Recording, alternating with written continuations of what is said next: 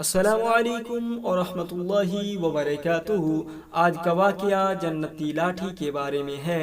یہ حضرت موسیٰ علیہ السلام کی وہ مقدس لاٹھی ہے جس کو عصا موسیٰ کہتے ہیں۔ اس کے ذریعے آپ کے بہت سے ان معجزات کا ظہور ہوا جن کو قرآن مجید نے مختلف عنوانوں کے ساتھ بار بار بیان فرمایا ہے۔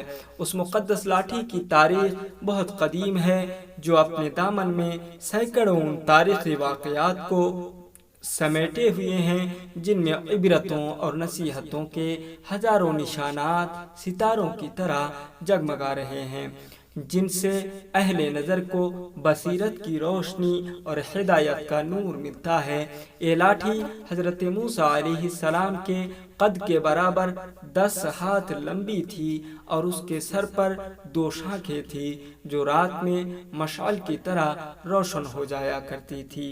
یہ جنت کے درخت پیلوں کی لکڑی سے بنائی گئی تھی اور اس کو حضرت آدم علیہ السلام بہشت سے اپنے ساتھ لائے تھے۔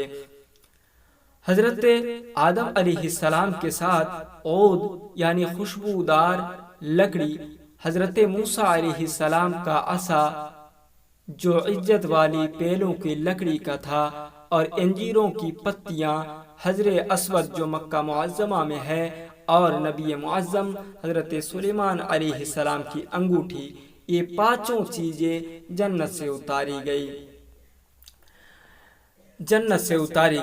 حضرت آدم علیہ السلام کے بعد یہ مقدس عصا حضرت انبیاء علیہم السلام کے ایک کے بعد دیگرے بطور میراث ملتا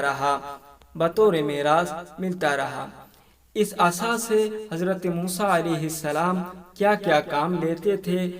حضرت علامہ ابو البرکات عبداللہ بن احمد نصفی علیہ رحمہ فرماتے ہیں کہ اس کو ہاتھ میں لے کر اس کے سہارے چلنا، اس سے بات چیت کر کے دل بہلانا، دن میں اس کا درخت بن کر آپ پر سایہ کرنا، رات میں اس کے دونوں شاخوں کا روشن ہو کر آپ کو روشنی دینا، اس سے دشمنوں، درندوں اور سانپوں بچھوؤں کو مارنا، کنویں سے پانی بھرنے کے وقت اس کا رسی بن جانا اور اس کی دونوں شاخوں کا ڈول بن جانا، باوقت ضرورت اس کا درخت بن کر حسب خواہش پھل دینا، اس کو زمین میں گاڑ دینے سے پانی نکل پڑنا وغیرہ۔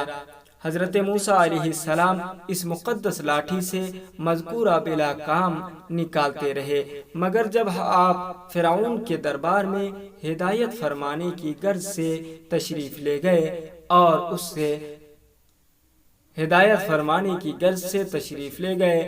اس نے آپ کو جادوگر کہہ کر جھٹلایا تو آپ کے اس عصا کے ذریعے بڑے بڑے معجزات کا ظہور ہونا شروع کر دیا۔ امید ہے یہ جنتی لاٹھی کا واقعہ آپ کو بہت پسند آیا ہوگا۔ اگر پسند آئی تو لائک ضرور کریں، ہمارے چینل کو سبسکرائب کریں، بیل آئیکن کو پریس کریں اور ہمارے ساتھ جڑے رہیں۔ اور اس واقعے سے آپ کو کیا سبق ملا کامنٹ باکس میں ضرور بتائیں۔ آج کے لیے اللہ حافظ۔